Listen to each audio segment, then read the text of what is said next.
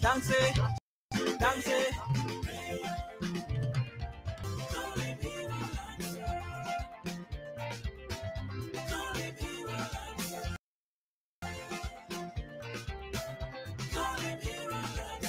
It's just a prayer.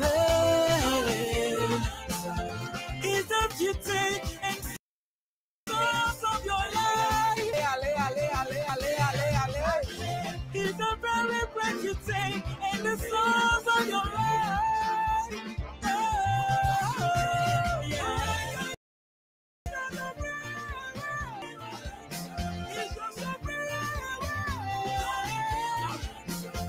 It's the very breath you take and the songs of your life.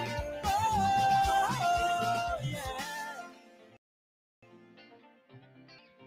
Hello everyone. Let me know kung okay ang sound naton. Paki-check be.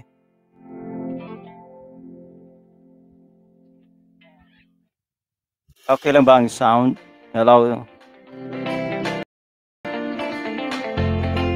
Hello everyone. Good evening po sa lahat. Welcome to my channel.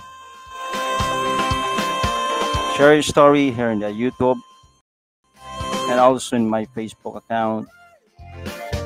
Yeah, Pastor Ronnie Harabel live streaming broadcast.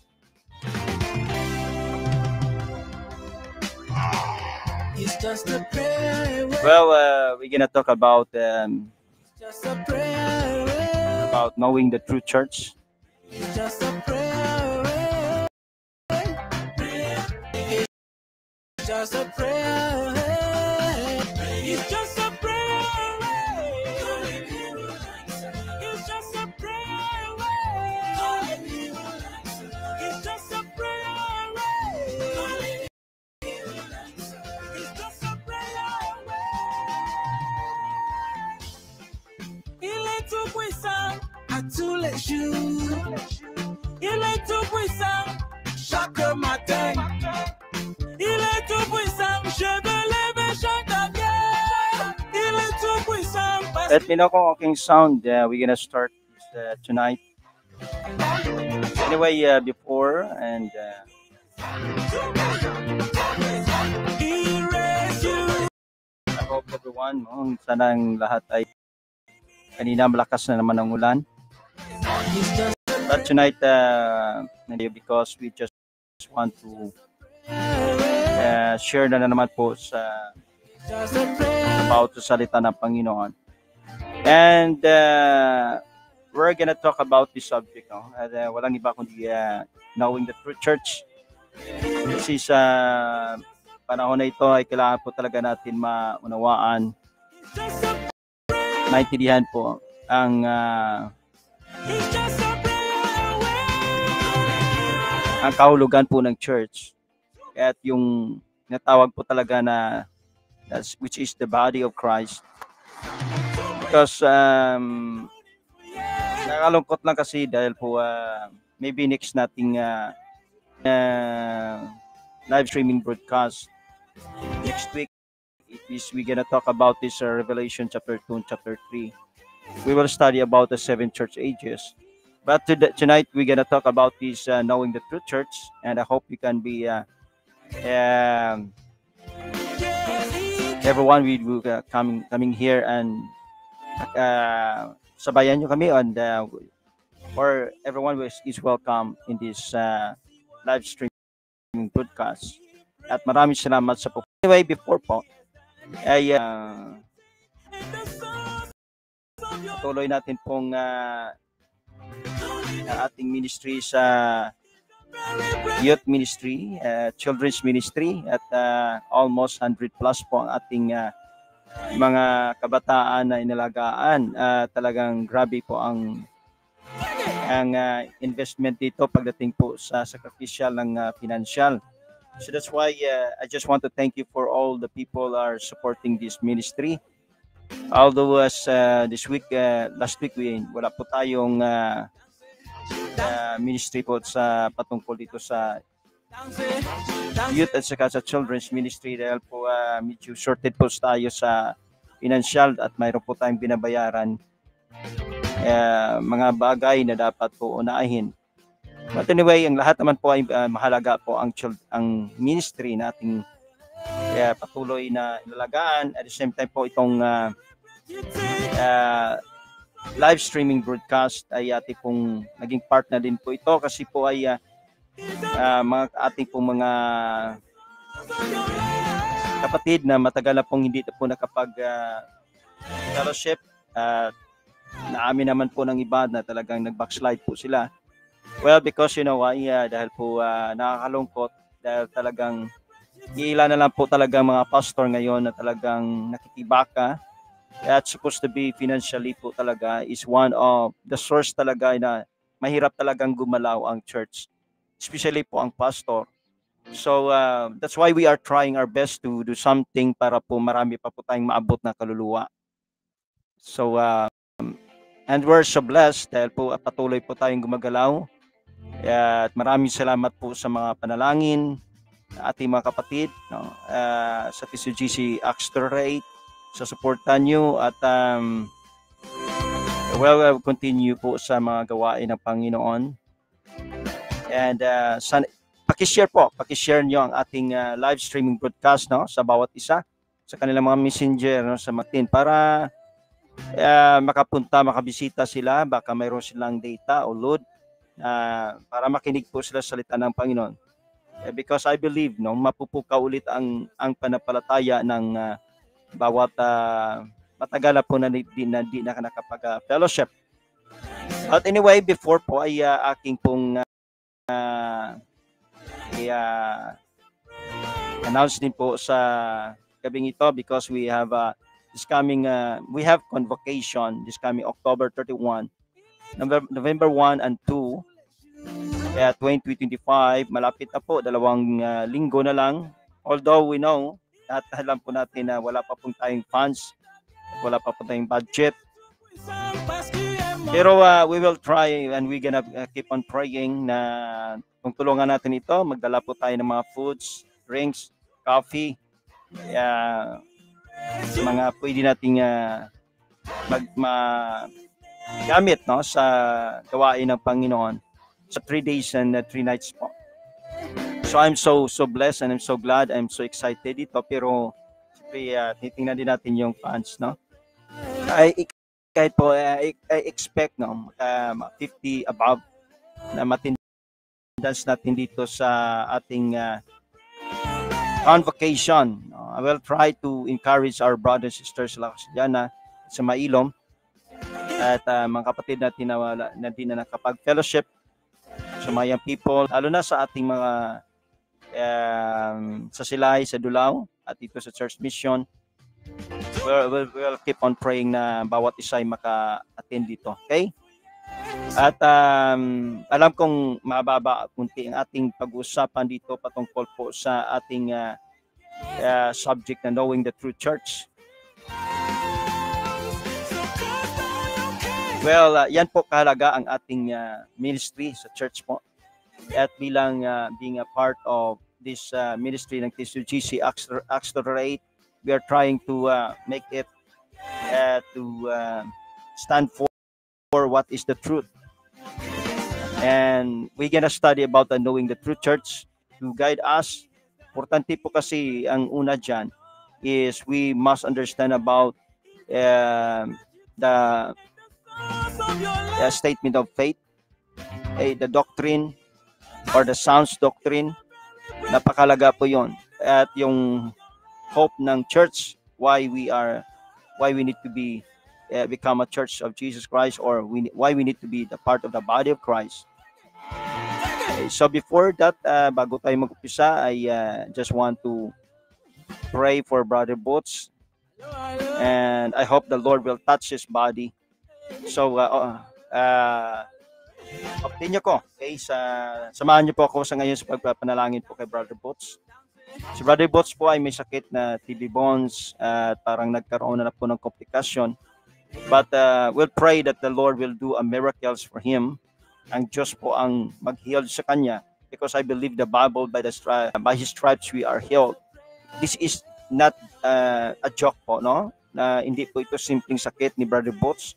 Kaya po hindi na siya nakapag-fellowship sa atin dahil po sa kanyang physical na karamdaman. That's why we are trying to have a cell group or home fellowship or house fellowship para po si Brother Boots ay patuloy po makapakinig po sa salita ng Panginoon. So, maraming salamat po sa ating mga kapatid sa Silay. Last Sunday ng hapon, kay Brother, praise the Lord, Brother Banoy and Sister Gis. Thank you, Sister Helda. Thank you for sa inyo po no na patuloy na nagkaroon kayo ng fellowship. Maraming salamat. Napakalaki pong halaga 'yan. No, napakalaking halaga for Brother Bots sa kanyang health. Actually, malaking tulong 'yan sa kanyang emotion. No. That's why let's us pray for Brother Bots sa gabing ito. Father in heaven, the name of Jesus Christ, I believe God that you will your word is always speak to us. But Lord, tonight, remember Brother Boots for his situation, for his physical, for his health condition. And I know, Lord, that this is not a joke, but happening for his health, Lord. And I pray that you will continue to touch his body. I pray for the anointing of the Holy Ghost upon him. Let us stretch out your mighty hands upon him, Lord God, that he might be received a miracle and healing upon his body. I believe that his body is a temple of your Holy Ghost. That's why touch it, Lord God. Let the mighty healing upon him. By your stripes, he will be healed in the name of Jesus Christ. Let me, Lord, I pray for him right now. Remember him, comfort him. What if naman, Panginoon, ang kanyang struggling, hell and pain, sa kanyang physical, I pray for the healing in the name of Jesus Christ. Hallelujah. In Jesus Christ of Nazareth. Touch his body. Lord, let me heal him in Jesus Christ's name. Hallelujah. In Jesus Christ's name. I believe, God, that you will heal him, Jesus. Amen and amen. Praise the Lord. Hallelujah. Praise God. Anyway, to God be the glory.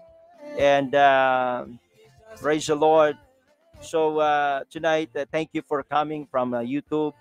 Nihat Kalik, thank you for coming. And my wife, Sister Lisa, Sister Cheese, Brother Noy. Good evening. God bless you. Thank you. God bless. Thank you sa afternoon sa pag-fellowship ninyo kay Brother Bots. And I pray that the Lord will bless our ministry in Silay. But we have a planning for cell groups because that is the point para patuloy-tuloy ating mga fellowships. Well, God bless din sa ating pastor no sa Dulao Church, Pastor Rincel. God bless you and kay sa mga kapatid natin sa Dulao. Palain kayo. Let's continue to support Pastor Rincel then. And Brother Ray, Brother Rinaldo, praise the Lord. Thank you sa Biak Bato. He's our former workers from Lacasiliana. But thank you sa pag-contact. And I do believe that the Lord will bless the Lacasiliana ministry. It was started 2000. So I believe that the Lord will continue to break through our ministry. Although I know that's really hard to have financial just to take good care of our ministry. But I believe that the Lord continue to bless, to supply, and His provision to our ministry. So that's why thank you also to all the people are supporting this ministry. Thank you so much. Praise the Lord. And anyway, we are here tonight for our subject about knowing the true church. Okay. So church is very important. Church still matters for all of us because I believe the church is part of his according to Apostle Peter that the beginning of the judgment is in the house of God.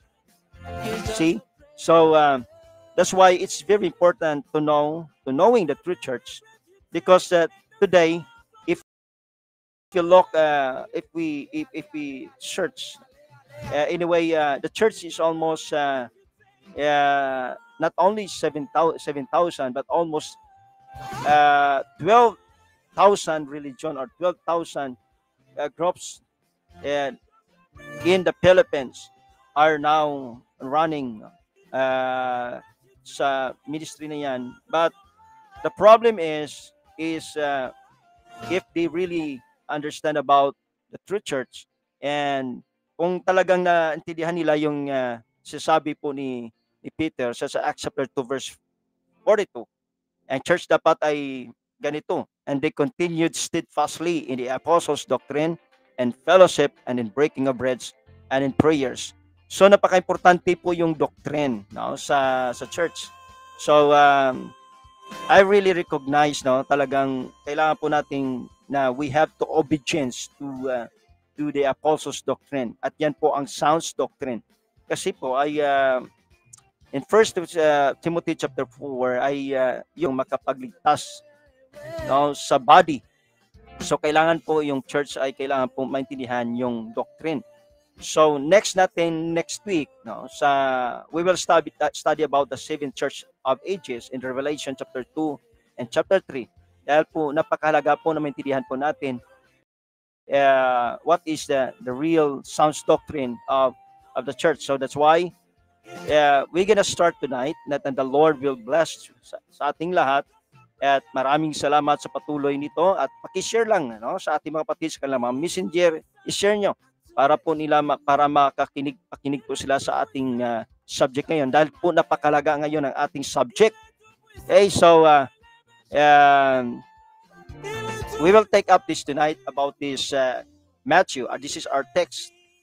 Supposed to be almost the religious group and the churches taking this stand for Matthew chapter 16 verse 18 and 19 or verse 18. Marami po talagang nag-stand dito at ni-claim pa nga nila na sila yung totoo. Actually, nobody can claim about this scripture. So kung nais po natin, no, talagang we are the right track of this principles of Christ, na sinasabi pong church talaga ni Jesus Christ. Hindi yung ilalagay mo yung pangalan sa church, no, na yun pong makapagligtas. Hindi po yun. Or nasabi pong dahil dumami na kami, ayun na pong makapagligtas. No. It is not about the numbers. It is not about the name of the church. We're talking tonight about, we're studying about knowing the true church. Yung pinaka-insight po talaga, yung pinakalaman, no, ng doktrina ng church. So ang Matthew chapter 16 verse 18, and Jesus says to Peter, sabi niya dito, and I say also unto thee that thou art Peter upon this rock. Okay? Upon this rock I will build my church, and the gates of hell shall not prevail against it. And verse 19, and I will give unto thee the keys of the kingdom of heaven, and whatsoever thou shalt bind on earth shall be bound in heaven, and whatsoever thou shalt loose on earth shall be loosed in heaven. So meaning, napaka-importante pala nung tinatawag nating church. Pero kailangan pa rin po nating malaman ang kahulugan or saliksikin ang katotohanan patungkol po sa church. Kaya pag sinabi po nating church, yun po talaga ang body na ililigtas ng Panginoon. That's why I believe po that church still matters. Okay? Church still matters for me. So, we know that the gospel is always be there, pero wala pong ibang makapagdala nito, makapag-spread out ng gospel kung wala ang church. So, kaya kailangan po ang body, no, ang natawag nating the body of Christ, natawag pong ang church ni Jesus, or the church ni Jesus Christ, para patuloy po nating spread out ang gospel.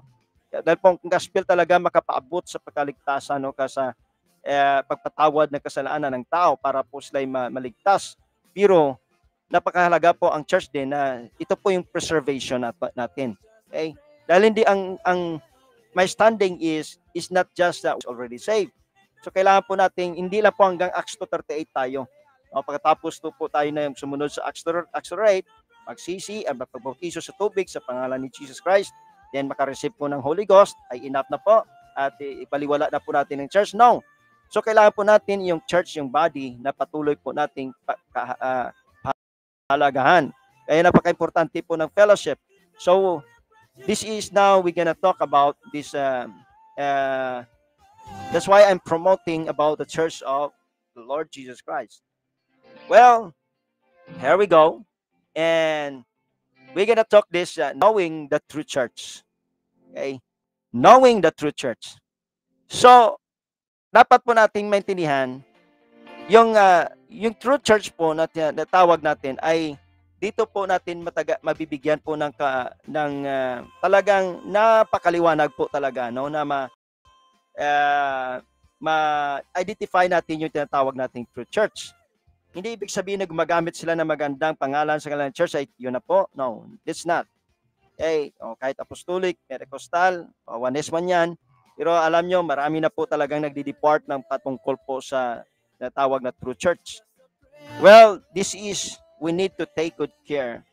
According to Acts chapter 20 verse 28, dahil po binili po ng Diyos ang iglesia, ang church, no, sa pamagitan ng kanyang kamatayan doon sa cross at upang itubos tayo sa kanyang dugo. Okay? Ito po yung ang church na binili ng Panginoon sa pamagitan po ng kanyang dugo. Now, the history, kailangan po nating maintindihan. Number one is about the origin. Its origin. Alam naman po natin yung nag-umpisa po ang church, no? Dito, una, ay inutos talaga ng Panginoon sa Book of Luke chapter 24 verse 47 that preaches name beginning at Jerusalem. So, inutusan po sila ng Panginoon na pumunta po doon sa Jerusalem at mag-atay po ng tinatawag pong kapangyarihan. Ano pang kapangyarihan na yun? Walang iba kundi ang Holy Ghost. Ang iba, yung sinasabi nilang yung kapangyarihan, makapagpagaling sila, parang makapagbula. No, that is not. So, ang tinatawag pong to receive the power, no other than is the Holy Ghost. So, that's why kailangan po talaga makareceive ng Holy Ghost ang tao. Dahil ito po yung unwinting. O kahit mag-fasting ka ng 40 days and 40 nights, kahit grabe yung prayers mo, kung hindi ka talaga makareceive ng Holy Ghost, there's no unwinting. I did not despise fasting and prayer. Napakaganda po yan. Pero napakaganda po prior po na ang Holy Ghost, yung Holy Spirit talaga mag-empowered sa atin. Dahil dito po mag-umpisa. So that's why the origin ay nag-umpisa po. The church was started in Jerusalem, not in Rome. Kasi dalawa pong subject na pagtungkol po na talagang nag-claim na sa totoong church. So, nobody can claim. Kasi ang original na church ay sa Jerusalem, hindi po sa Rome. So, maabot natin yung, we're gonna talk this live stream, next nating mga subject, no? Patungkol po sa Jerusalem Church and sa Roman Church. Well, kailangan po ay doon sila, mangaral po at yun nga, sabi pa nga sa ikalawa dito, witness beginning at Jerusalem. So sa Acts chapter 1 verse 8, sinabi po ni Jesus sa kanyang mga disciples, you shall receive power that after the Holy Ghost is come upon you, and you shall be my witnesses beginning at Jerusalem. Okay? In Samaria, Judea, and to the uttermost part of the earth. So the church really began. Its origin from Jerusalem. And number 3, sabi pa sa Galatians chapter 4 verse 26, Jerusalem is the mother of all churches. So hindi po pwede tayo mag-claim na tayo pong original. Nobody can claim kahit po anong laki, ang ganda ng yung ministry, ng organization, whatever, nobody can claim that they are the original at sila lang po ang makapagligtas. Kundi ang church ay nag-umpisa po talaga sa Jerusalem. According to Galatians chapter 4 verse 26, si Paul na ito nagsabi kasi sa iba, sabi na riyan, ang Jerusalem po ay wag po dapat sundin. Si Paul po dapat, pero si Apostle Paul talagang nag-quote siya. Sabi po sa Galatians chapter 4 verse 26, yung ang mother church po talaga ng lahat ng iglesia ay ang Jerusalem. Yun po in the day of Pentecost. Wala na pong iba. Po at ang Acts chapter 2 verse 4 ay talagang nag-pour out ang Holy Ghost.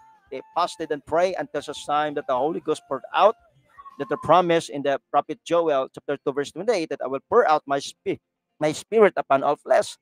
So naka-receive po ng Holy Ghost na nag-pour out dito at talagang itong prophecy ay na-fulfill po sa Acts mula sa sa Joel chapter 2 verse 28 na prophecy ay na-fulfill po ito sa Acts sa chapter 2 verse 1 to 4.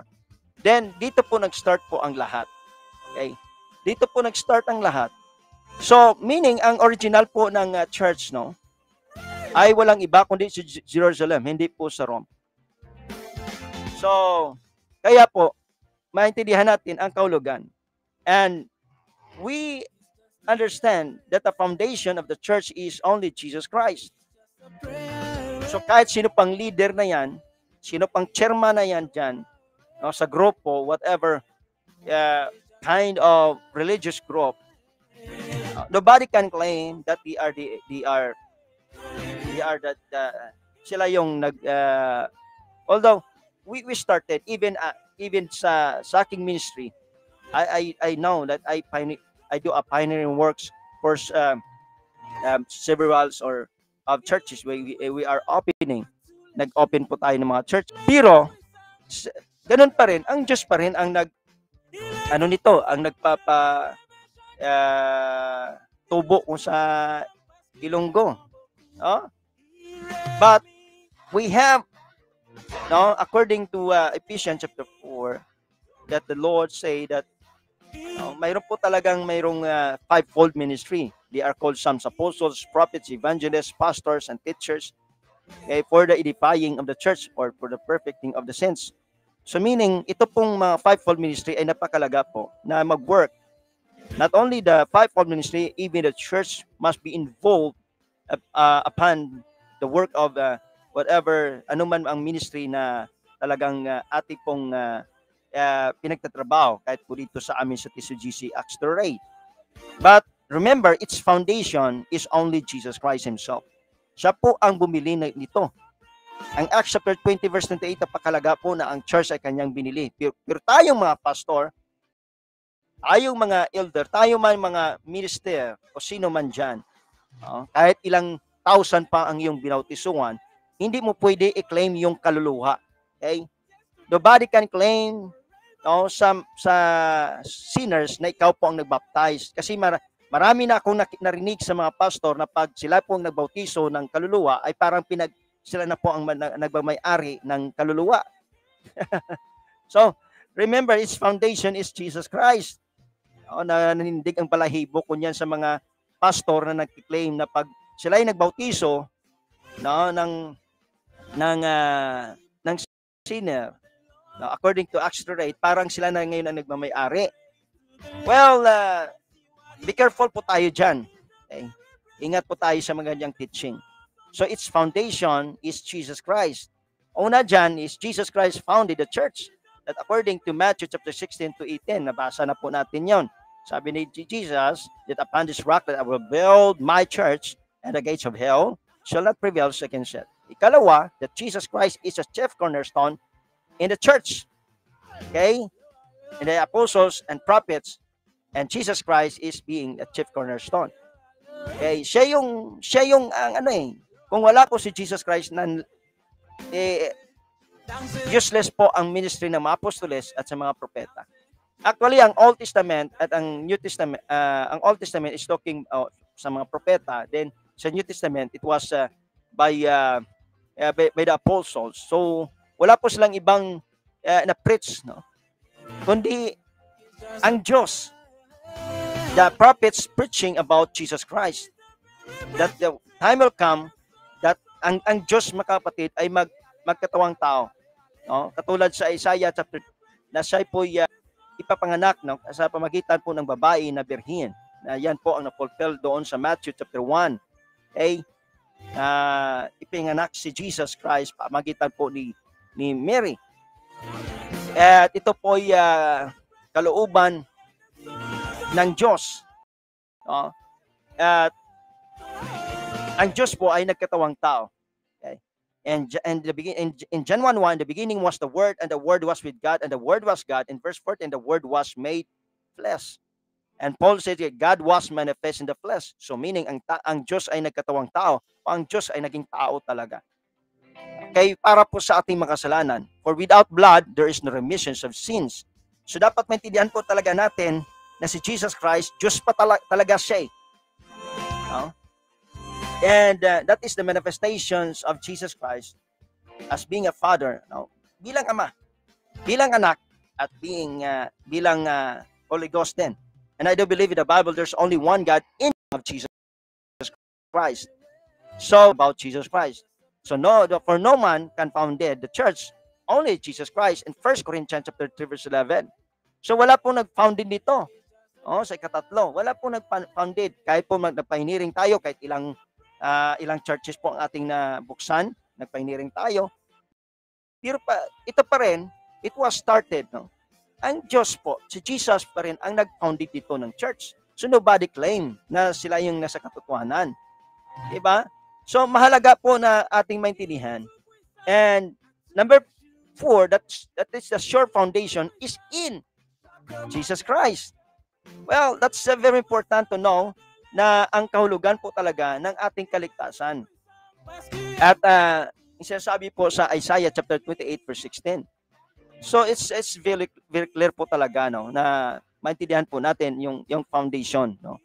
Walang iba kundi si Jesus Christ po ang nag-founded nito.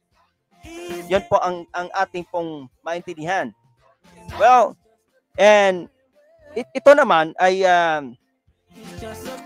natawag natin na itong sinasabi ko kanina, ang church talaga dapat maintindihan niyo kung ano talaga ang doktrina. Kasi po ang makapagligtas talaga sa church, wala pong inang natawag kundi yung sound doctrine, yung doktrina po talaga.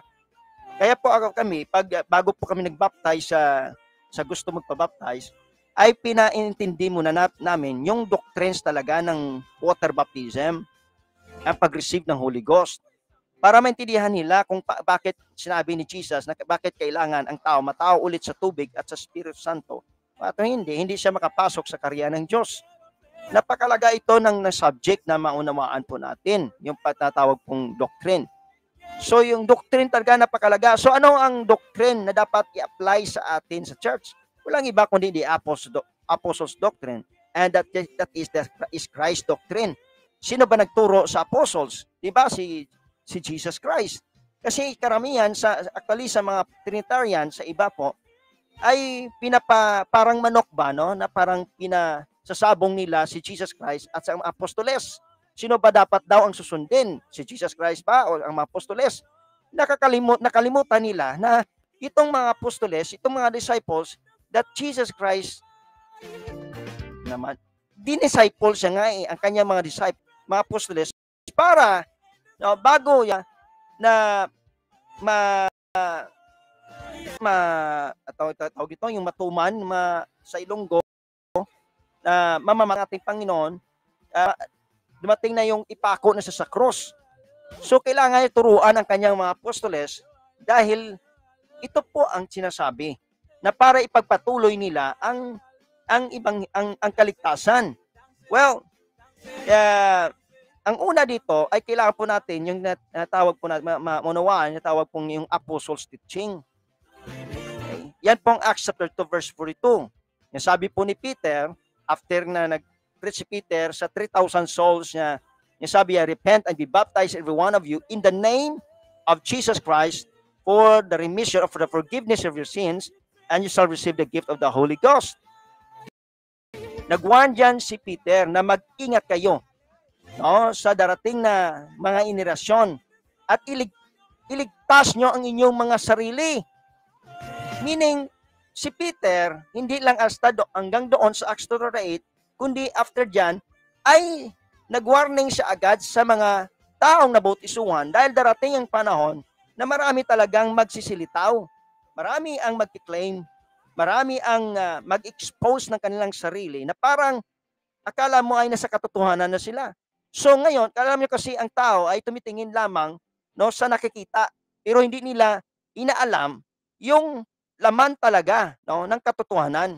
Katulad nito, di ba?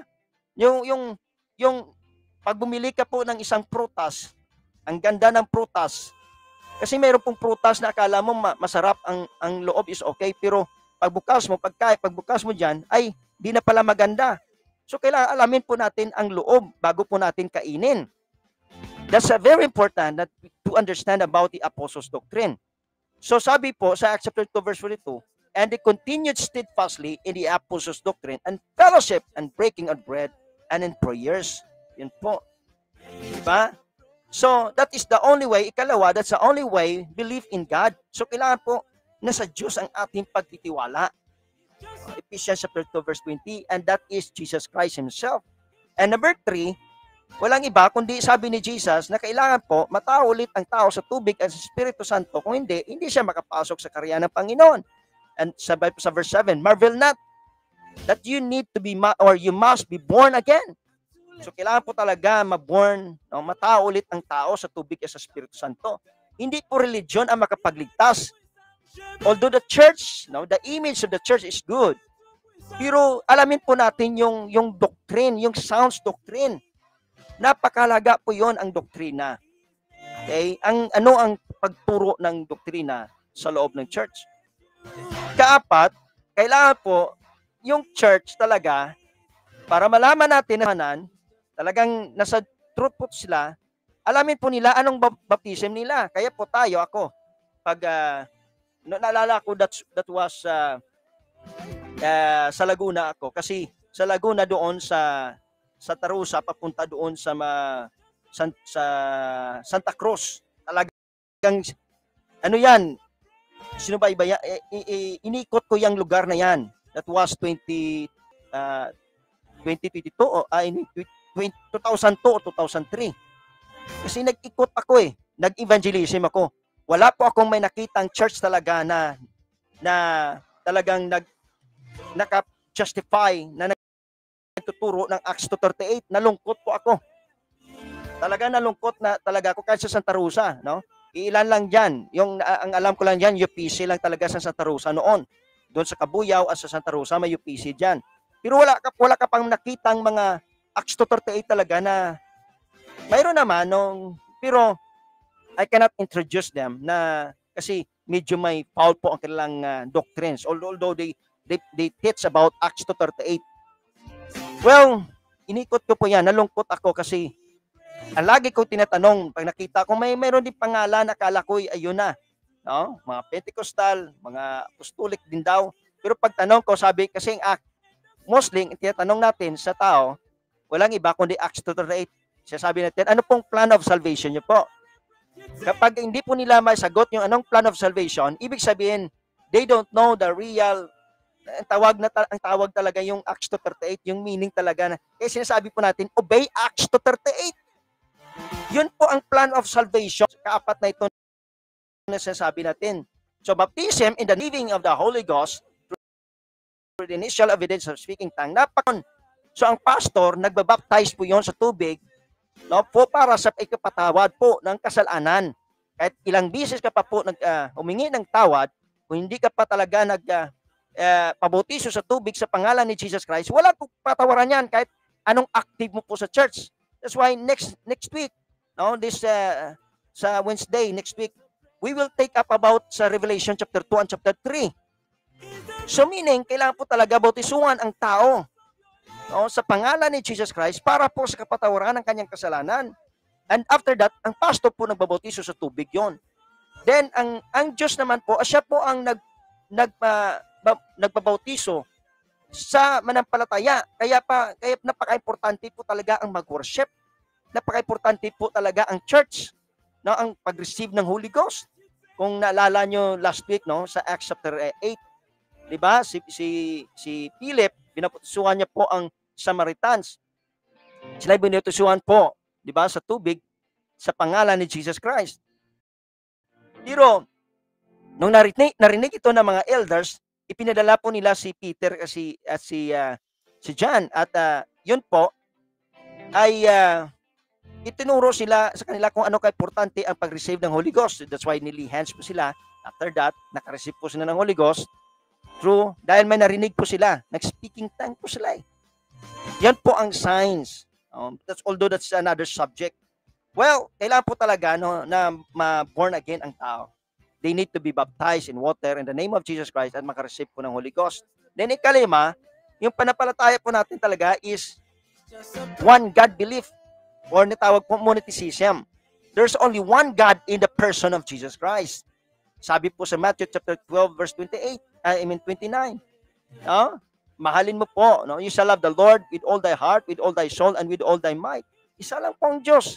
Kahit paano pong nating tingin sa Bible, wala pong tatlong Diyos, wala po dalawang Diyos. There's only one God po. Kaya mga problema sa iba sa teaching nila ay iba daw ang Ama, iba din ang Son, iba ang Holy Ghost. So kung yun po ang pananaw mo, magkakaroon po, problema ang panampalataya mo, maging tatlong Diyos yan. See?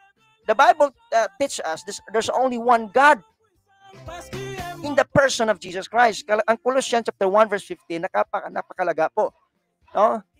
He is the invisible. He is the image of the invisible God. That si Jesus Christ po ang image. Kaya po sabi ni Philip sa John chapter 4:10, sabi ni Philip na, Lord, let's show us the Father and it will sufficient us. Sabi naman ni Jesus, how long with you, Philip? How long with you? Matagal na ka nang muna akong kasama-kasama. Ano pa ka naman, Philip? Hindi na po yun kailangan po elaborate o ipapaliwanag. Jesus directly answer Philips nung nagtanong siya na ipakita mo ang Ama sa amin para maging klaro ang lahat. Pero sabi ni Jesus Christ, if you have seen me, you seen the Father. So, tumpak na po yun. Ano pa bang hanahanapin? Diba? So, nag-question ba si Philip doon? Wala. Because Philip understand that Jesus Christ is the Father. Kahit pa po ang John chapter 10 verse 30, kahit po hindi despise ito ng mga Trinitarian o mga Binitarian, tumpak po yun. That I and my Father are one. Hindi na po kailangan po i-elaborate mo, explain mo, expound mo.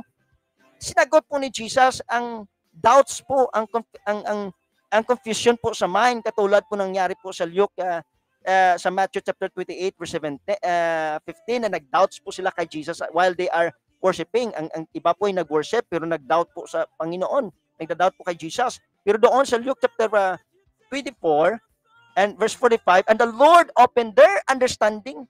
Binuksan po ni Jesus Christ ang kanilang kaisipan na si Jesus nga talaga ang Diyos doon natanggal po. Kaya nga po yun. No, na napakaliwanag po talaga. No? Mahirap po talaga mag-confuse no, sa iisang Diyos. Kasi ganun po ako noon, kahit nung elementary pa lang ako, hindi ko po naintindihan. Pero paniniwala ko talaga, no, iisa lang ang Diyos. Kaya lang, turo noon sa simbahan, sabi ng pare, iba ang Ama, iba ang Anak. So, lagi ko nanalangin, nagkakaroon na po ako ng confuse, pero pilit ko pong pinaniniwalaan na isa Diyos, si Jesus Christ at ang Ama, ang Fang. Pero hindi po ako maka-justify kasi hindi ko po alam. Hindi ko po alam magbasa noon eh. Pero nung later on, ng isang pastor, ng isang evangelist, nag-preach nito, ay doon po nabuksan na totally talaga na si Jesus Christ ay ang Ama. Siya talaga ang Diyos. Siya ang Diyos nagkatawang tao. Na napakalaga po talaga na maintindihan natin yon. Isa lang ang Diyos. Diba? Ang problema lang kasi mga kapatid, no, sa Israel at sa Muslim, dininay nila si Jesus Christ. Kaya tao lang talaga, propeta lang talaga si Jesus Christ para sa kanila. So that's why, as a Christian, para sa atin, as a believer, kasi nag-umpisa naman talaga ang Christian, ang church in the day of Pentecost. Although ang word niya Christian, it was started from the word Antioch sa Acts chapter 13. Doon po nag-umpisa at tinawag po na Christian. So ang Christian dapat ay naniniwala isa lang Diyos din. Tapos maniniwala ka na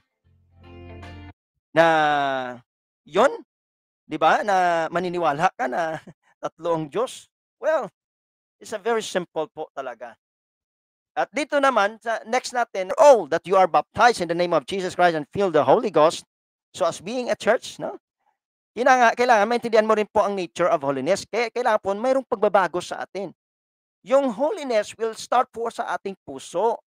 Okay? Sa puso po.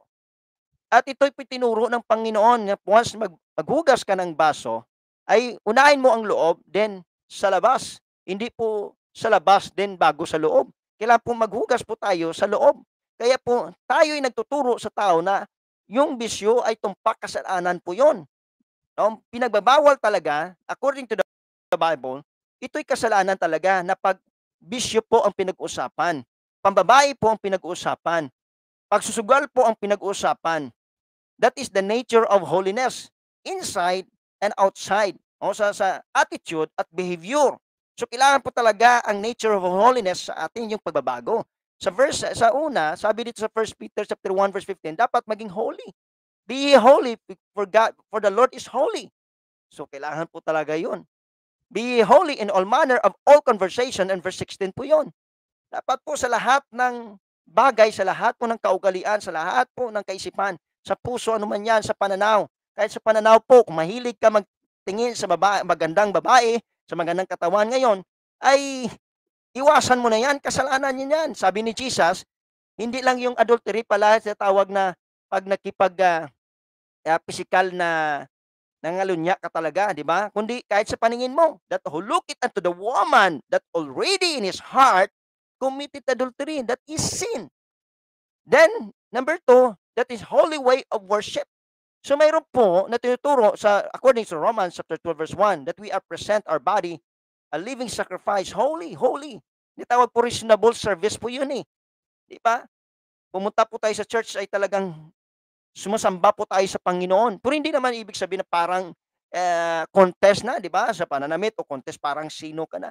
Well, ang holiness, ang holy of worship, mga kapatid, ay talagang nag-umpisa yan sa heart. You are excited.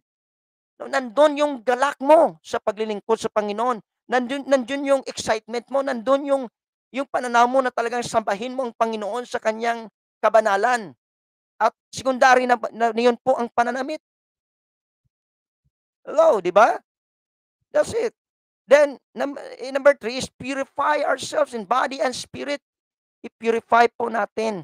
Which is tayo na po ang susunod. Tayo pong gagawa. Tayo pong mag-aksyon. Kung ang bisyo natin, yung sigarilyo natin, panahon na po, tigilan natin. Yung pag-inom natin, panahon na po natin, tigilan natin yan. Kasi, sabi nga, sa 1 Corinthians chapter 7 verse 1 and Matthew chapter 23, 25, 26, dapat i-purify. Magbagon po tayo. Baguhin po natin, linisin po natin ang ating sarili. Kahit yung pagtato, no, kahit yung mga pearls, mga ano yan, mga nilagyan pa ng hikaw ang ilong, dila, kailangan po, kahit yung kilay, meaning yung pagsasabi po, body and spirit, ay parang normal, formal kang tao. Diba? Formal kang tao, hindi yung parang tambay ka na, di ba? So meaning, part niyan sa natawag po na holiness. Kahit yung pagsasalita po natin, no, yung pagmumura, idol word po yun, sabi ni Jesus. So kahit yung pagsasalita, although pwede po tayo magalit, pero hindi yung magmumura. Lalo na po sa mga politician. Marami, ba't hindi talaga magmura? Kahit po sa mga laro-laro lang, grabe magmura. So kailangan po natin unawaan na po natin i-purify ang ating katawan at ang ating spirito. Kung mahilig ka pa sa, tawag nito, sa yung uso ngayon sa online mga, di ba? Na susugal, tigilan na natin po 'yan. Wala tayong mapapala. Kahit yung mga I'm talking about right now because we need to purify ourselves in body and spirit. Meaning ang ating buhay normal lang. Tinuturo ko pa nga sa mga mens na convert na kung ang lalaki pag walang bisyo po, pag nagtrabaho siya, pag umuwi kasi, di ba, ang iba, pag umuwi, bumili agad ng long neck, no? Magkano yan? Ng sigarilyo, magkanong pakiti niyan, di ba? Well, hindi na po natin palaliman yan, pero it's reality. Instead na ibili na lang po natin ng pagkain o ulam. Hindi ang ating kahirapan maibsan. Well, that's very true. At ikaapat, that without follow peace, without and the holiness, shall not see the Lord. See? According to Hebrews chapter 12 verse 14. So kailangan po talaga mayroon po tayong peace, mayroon po tayong holiness. Kahit po sa ating community, dapat po mga peacemaker po tayo. Kahit po sa natawag din pong Kaya holiness, yan po sinasabi, body and spirit, no, sa pagsasalita. No? Mayroon po kasing mga believer na talagang marites pa rin, mahaba ang dila, walang pagbabago. Hello? Well, that's very true. That's why that's knowing the true church. And next, natawag naman po the power, signs, and wonders following. Well, natural po ito because in Matthew chapter 16, the signs shall follow them that believe in His name. They shall lay hands on the sick, they shall recover. I believe that God will heal us. That's why kanina nga nanalangin po tayo ng Diyos mag-work ng healing, ng miracles sa physical ni Brother Bots para makareceive po siya ng healing. Una, the Lord given church authorities. Tandaan po natin, binigyan po tayo ng authority. Katulad po binasa natin kanina sa Matthew chapter 16 verse 19, that whatsoever thou shalt bind on earth shall be bound in heaven, and whatsoever shalt loose on earth shall loose in heaven. Lord give us an authority, pero kayo po yung doctrine pa rin. Kailangan po apostles doctrine pa rin. Ikalawa, then church receive power from the Lord. So, we can receive power, pero hindi yung receive power na pagkita mo, gusto mo na siya gumaling, pag nalangin ka, kala mo pa, yung ang patay, mabubuhay mo. Wala naman posible sa Panginoon. Huwag po natin gawin yun to abuse the authority, to abuse the power of God. Ang sinasabi po to receive power, walang iba kundi ang pag-receive ng Holy Ghost. Hello? That you shall receive power after the Holy Ghost is come upon you. Ang purpose nito ay magkaroon po tayo ng anointing sa pag-witness. Hello? Ng gospel ni Jesus Christ. Okay, katatlo, it will be happen to the true church. Mangyari talaga yan. Ako talaga, I will tell you, may migraine ako. Hindi pwede ako magpuyat noon. But after all that I was convert, this faith, hindi na, at after nang ako'y binabutisuan, hindi ko na po namalaya. Although 2 years ko pa na naalala, parang wala, hindi na yata bumalik ang aking migraine. May migraine po ako. Parang gusto ko iuntog ang aking ulo nito sa dingding dahil sa tinding sakit, lalo na pag umaga. Sa umaga, pag nag-umpisa, grabe. Parang ang sikat ng araw, parang hindi ako makatingin dahil grabe ang silaw, grabe ang, parang hindi ako makakita. So, yan po. Mangyari talaga. As long you believe, at I believe that Jesus, ang kagalingan naman po, ay nandun naman po sa ating panampalataya. Okay. Diba? Sabi ni Jesus, according to thy faith, you may be whole. If we studied about the faith na sa healing process, well then, kapat, it is proven. Acts chapter 4 verse 13. Na-prove po yan ng Panginoon. He always proved to identify is the true church. And ikalima, the church must have faith. In John chapter 14. See? Kailangan po talaga na magkaroon po tayo ng faith, ng pananampalataya. Hindi po pwede, kaya po mahalaga. Ito po yung fellowship eh. No? So, yan po ang John chapter 14 verse 8. Faith is always faith. Kung Hebrews chapter 11, faith is the substance of things. It is. Hello. Well, that's kapatid. Well, and the next is object of the church. So, what is the object of the church? Ang object po ng church is heaven. Kaya nga nandito po tayo sa church, wala pong iba kundi heaven. Kaya lang problema po kasi sa church, yung sound doctrine. Ito pong problema, ang sound doctrine. So, kailangan po maintindihan what is the object of the church. So, ang object po ng church, walang iba kundi heaven. We're going to the rapture day. Number 1 is church of the firstborn. So, ang church po is the firstborn of Jesus Christ. Napakaganda po ng plano ng Diyos sa church talaga. From generations to generations. Ito po yung maganda sa church. Ikalawa, grace of God in His church. According to Titus chapter 2 verse 11 and 13. We have a blessed hope. We have going to be to the rapture day. Then, ikatatlo, He will rescue His church before the great tribulation. Hello? Kaya paniniwala ko, I'm pre-trib. I don't believe mid-trib. I don't believe post-trib. Because mid-trib, sa mid-trib po kapatid, ay nako, wala nang church dyan. Kasi ang mga ngaral po sa 144,000, the first 3.5 years na yan, na una ay mangaral ang dalang propeta, si Moses, si Elijah, sa 144,000, which is the 12 tribes of Israel. Except the tribe of Dan, hindi po na sila na-restore. See? Napakalaga po yun. That we need to understand about the object of the church, the rapture day, is before the great tribulation, according to 2 Timothy chapter 4, verse 18. So may mga scripture po tayo. You can quote this, you can read these verses. And ikaapat, he will come back to take his church. According to John chapter 14, verse 1 to 3. God make his, di ba? In my Father's house, napakaraming mansion po yun. That's why si Tomas talagang nag-insist, Lord, paano kami makakadto dira? Paano kami makakapunta? Sabi ni Jesus, na ano ka naman Tomas man? I am the way, the truth, and the life, that no man cometh to the Father but by me. Hello. So, that's why, sabi ko rin kanina, patungkol kay Philip, sabi niya, Panginoon, ipakita sa amin, Ama, kasi they're excited for this when Jesus talk about, di ba, ang plano nito sa John chapter 14. Well, that Jesus, he will come back to take his church, to bring to his kingdom, to bring in his the promise. No, ang gusto sa he will prepare for us, which is the mansion. Ikalima, God shall declare the church will his people.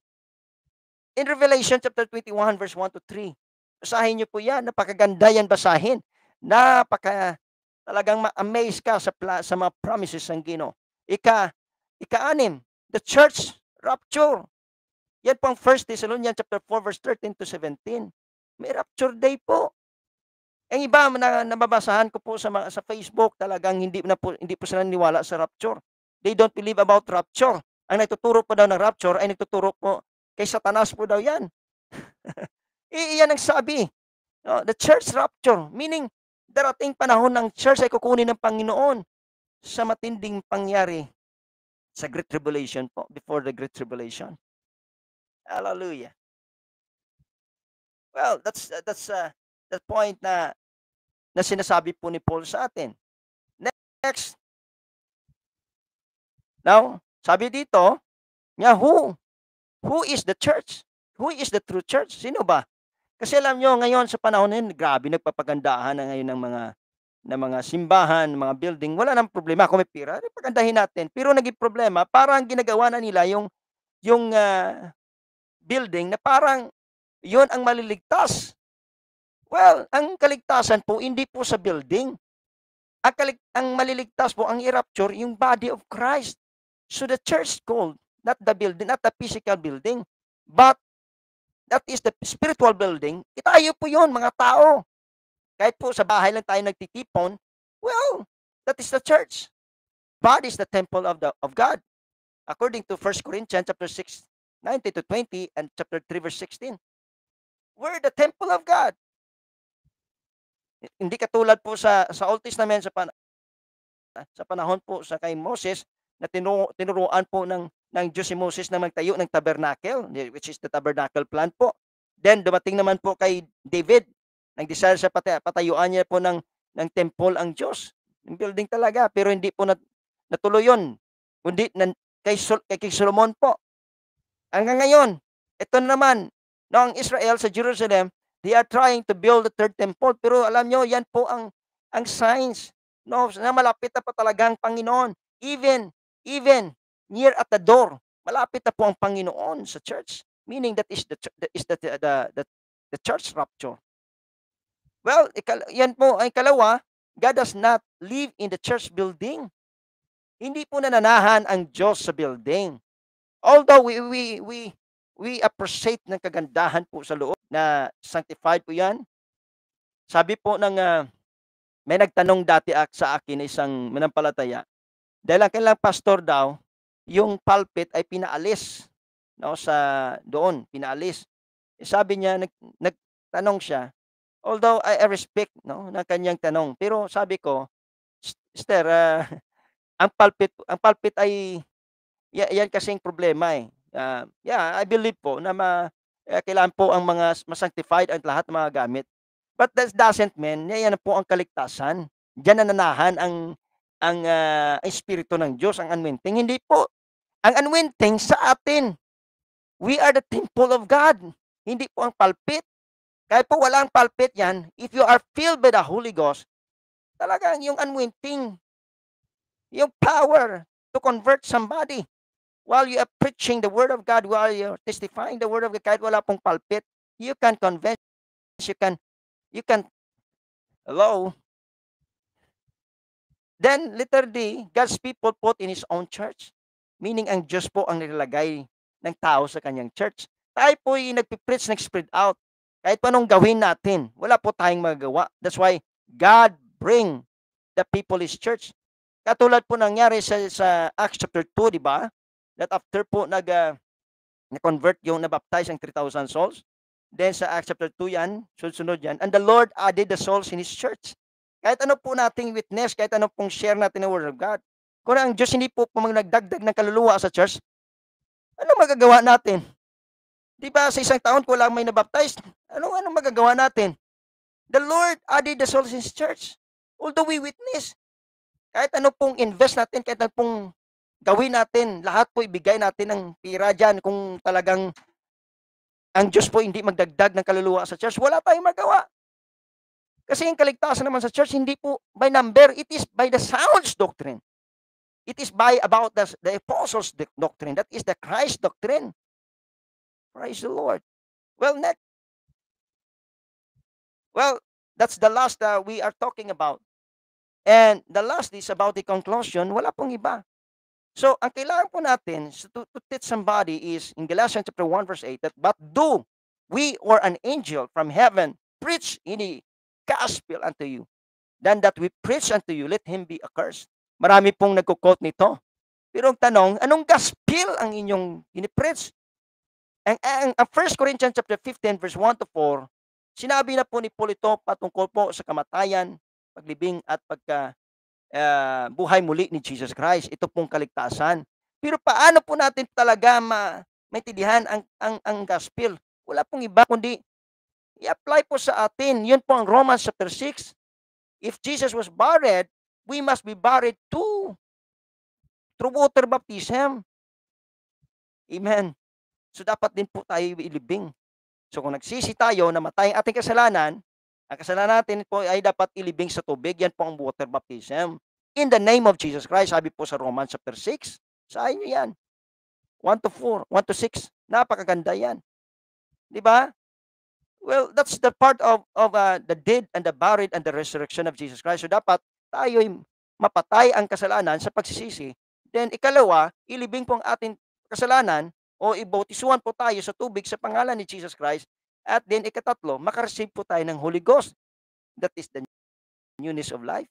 So kailangan po talaga. Hello.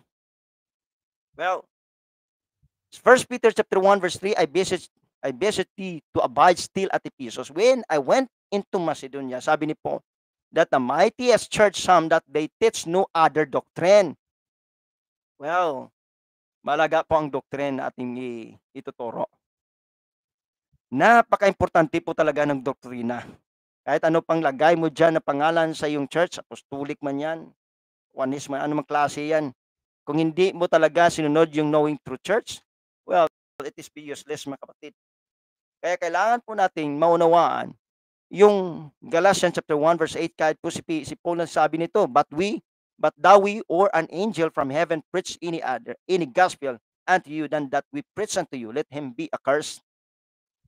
Yun po, ang sabi ni Paul dito, thou mightiest church some that they teach no other doctrine. Wala po tayong ibang ituturo na doktrina, the apostles' doctrine, because that is the Christ doctrine. Acts chapter 2 verse 42, and they continued steadfastly in the apostles' doctrine and fellowship and breaking of bread and prayers. So, ang mga apostoles, anong ginawa nila sa bautiso? Anong ginamit na pangalan? They baptized them in the name of Jesus Christ for the forgiveness of their sins. At anong ginawa ng mga apostoles nung sila narinig nila sa Acts chapter 8, nung binautisuhan ni Philip ang mga Samaritan? Hindi lang po hanggang sa water baptism. Ganun po sa Acts chapter 10, nung narinig po ni Peter na nagsalita po ng ibang wika, no? Speaking tongue po kaya naka-receive ng Holy Ghost ang sila ni Cornelius, ang makasamahan ni Cornelius. Anong sinabi ni Peter? Any water can be forbid na hindi po natin sila babautisuhan. So kailangan importante po ang Holy Ghost baptism. Napakalaga po 'yon. Yan po ang napaka-importante ang gospel. Well, tumpak po ang 2 Thessalonians chapter 1 verse 7 to 8. One day, ang isang tao pag hindi po sumunod sa gospel, ay sigurado po the judgment of God will come. Hello, nakakatakot, no? But anyway, that's very true. Kung hindi maging open-minded ang inyong yung utak mo, yung heart mo, yung mind sa pakinig po sa Acts 2:38, kaya po marami talagang hirap sa mga Trinitarian, sa mga Binitarian at pagsunod po sa Acts 2:38 baptism. At iba pong pag-intindi nila sa isang Diyos. Iba naman ay naniniwala sa isang Diyos, pero ibang Ama, iba ang Anak, iba ang Espiritu Santo. Paano? How come ng ibang Anak, Espiritu Santo, kang ibang ang Ama, din naging isang Diyos? Parang mahirap yata solving problem niya sa mathematics. Ang basic lang naman ng pag-intindi sa isang Diyos, 1 + 1 + 1, di ba? Oh, anong nangyari dyan? Hindi naging tatlong Diyos nyo? Well, ang kaligtasan, there's only one God in the person of Jesus Christ. Sa Colossians chapter 1 verse 15, Jesus Christ is the image of the invisible God. So magandang gabi po sa lahat. Yan po ang katotohanan. We need to understand about knowing the true church. Knowing the true church. Well, napaka-importante po ang ating pinag-aralan ngayon. Sana po'y maging open ang mind nyo sa pakinig nito. Dahil ang pagsiliksik po ng iglesia o ng church ay kailangan po sa kanilang doctrine. Alamin po natin ang kanyang origin. Okay? Alamin po natin ang kanilang bautiso sa Acts 2:38. No? Alamin po natin kung sino ang nag-founded nito. Di ba? Walang iba po si Jesus Christ. So alamin po natin kung ano pong doktrina nila. See? Alamin po natin kung talagang they are stand on the working on holiness. Di ba? So, actually, ang kaligtasan at basic lang naman talaga. Napaka-basic. Napaka-basic po talaga. So, well, the subject we are talking about is walang iba kundi knowing the true church. And I hope somebody will learn this subject at maintindihan nila. Maaba man itong live stream, hindi nyo man matapos, pero salamat sa pagpunta nyo. Because you know why? Knowing the true church is very important. Hindi ako nagsasabi na kami lang ang nasa katotohanan. But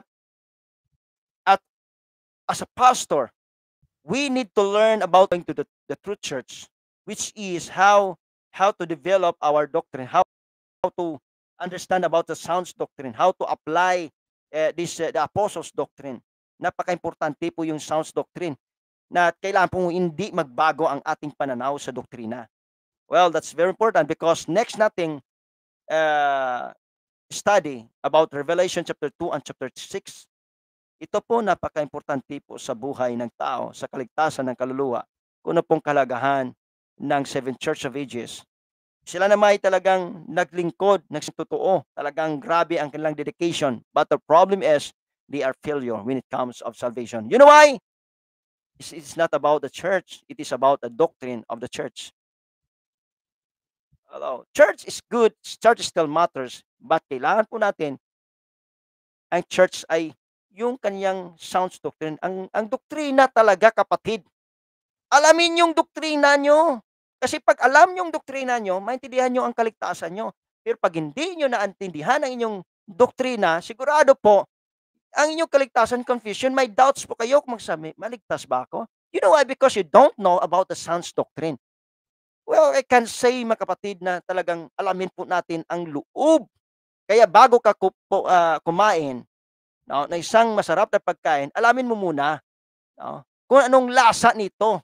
Kahit anong sarap ng bango na kanyang niluluto, pag hindi mo sinubukan po yung lasa ng pagkain, you will not enjoy po. Hindi mo po malalaman. O kahit pag maalat po, di ba, ang pagkain, do you think kakain ka? Hindi. So meaning, kailangan maintindihan mo po ang iyong recipe sa pagluluto. Kailangan maintindihan mo po ang iyong pag-apply sa abroad kung ano po yung mga requirements. Meaning, mayroon po tayong Diyos kung paano po maligtas tayong lahat. So we should learn about the doctrine. We should learn about understanding how it's very important to knowing about the true church. Ang pagkilala po sa isang Diyos. Ang pagkaintindi po, bakit po kailangan na sundin natin ang Acts 2:38? Bakit po kailangan tayo na mamuhay sa church ng tama po talaga? Dahil po hindi lahat na sa church yan ay hindi nagbago po. Wala pong holiness pa rin sa kanila. Well, this is part to understand about the role, the principle of the church, or the principle of the plan of salvation of the Lord. Well, maraming salamat sa pakikinig, and it's your turn, and I hope maghanap po kayo ng church na talaga nagtuturo. Marami po kung pwedeng kayo makahanap. Importante para sa akin, bago po ako pumunta sa isang church o bumbisita, tinatanong ko po lagi, ano ang plano sa kalawasan? What is the plan of salvation? Pag sinagot po nila Acts 2:38, tumpak po yun na talagang you're the same, your faith and their faith and your faith is the same. Pero pag hindi po, pag tinanong mo ano pong plan of salvation, pag hindi nila nasagot yon, hindi nila alam kasi yung nakaintindi talaga, walang iba kundi obey Acts 2:38. Pag sinabi po, pag tinanong na what is the plan of salvation, walang ibang sagot yan. Acts 2:38. Ano magsabi ng Acts 2:38? Repent and be baptized every one of you in the name of Jesus Christ for the forgiveness of your sins, and you shall receive the gift of the Holy Ghost. Yun po ang kaligtasan. At being a church, you have to connect it, to communicate it, fellowship, sakto po. Di ba? Tama ang Acts 2 verse 42, and they continued steadfastly in the apostles' doctrine and fellowship and breaking of bread and pray. And I know, ang pagbabago, hindi naman po instant yon. Kasi tayo po talagang gagawa na yun eh. Pero, if we start to move, you will understand why you need to be a church. Maintindihan mo po. Dahil doon po, I believe, doon po mag-umpisa. Dago po sa iyong sarili, hindi ka po marunong mag-witness. Hindi ka po marunong paano mo i-lay down ang gospel ni Jesus Christ. Kasi ang gospel ni Jesus Christ, may pagbabago yon. May pagbabautismo sa tubig yon. Sa pangalan ni Jesus Christ, may pagsisisi yon. May pag-receive Holy Ghost yon. May pagbabago yon. Anyway, this is Pastor Ronnie Harbel, or Pastor Ronnie Harbel live streaming broadcast. Hanggang dito na lang po tayo, na sana'y naunawaan ninyo kung anong kalagahan ng ating kaligtasan. Maraming salamat po sa pumunta, nagbisita, nagstay sa ating church. Maraming salamat po sa una po sa aking mahal sawa, Sir Flordelisa Harubel, Sir Bing, thank you, Sir Gis, Pardebanoy, ang pumunta dito. Maraming salamat sa YouTube. Thank you for those people coming here and visiting my YouTube. Thank you so much, and also coming also in my bumisita din na hindi po nag-visit. Thank you, and I hope that ining pinag-aralan natin ay nakapagbigay po ng kaligtasan, ng pag-unawa. Kailangan po matanggal ang confusion po sa atin. If we want to be a true church of Jesus Christ, hindi dahil sa pangalan, kundi po talaga sa tunay na sinasabi ng Bible. Sabi ni Jesus kay Peter, upon this rock that I will build my church, and the gates of hell shall not prevail against it. Kahit po yung inyong church, yung local church mo ay naka-affiliate sa malaking organization, pag mali ang iyong doktrina, sorry po, we stand for the doctrine. Sabi ni Paul, dapat hindi po tayo magturo ng ibang doktrina. Again, thank you so much, and may the Lord bless you all. And ang Diyos po ang magpapala sa inyo. In the name of Jesus Christ, maraming salamat, Panginoon, sa lahat na dumaan, sa lahat ng stage, mga kapatid, anuman ang kanilang pangailangan, sa lahat po ng needs nila, provision, let me continue, God to bless them. Thank you so much, Lord. Open their eyes, open their mind, Lord. Hallelujah din nabang na pakinggan nila ang mga salita mo, Panginoon. Maraming salamat, Panginoon. This message about the knowing the true church. Thank you, Lord, for those people na nauna sa amin. Hallelujah. Hanggang ngayon, ito pa rin ang sound doctrine na amin pong patuloy na ipinapangaral. We want to stand always to sound doctrine, to knowing the true church. Thank you, Lord. Bless your name, Jesus. Bless your name. In the name of Jesus Christ. Amen. God bless you all. May the Lord bless you. In Jesus Christ's name. Bye-bye, everyone, and see you again the next week. We're gonna talk about Revelation chapter 2 and chapter 3. Unti-untiin natin hanggang marating natin yung history talaga. Bye-bye, and God bless you all. In Jesus Christ.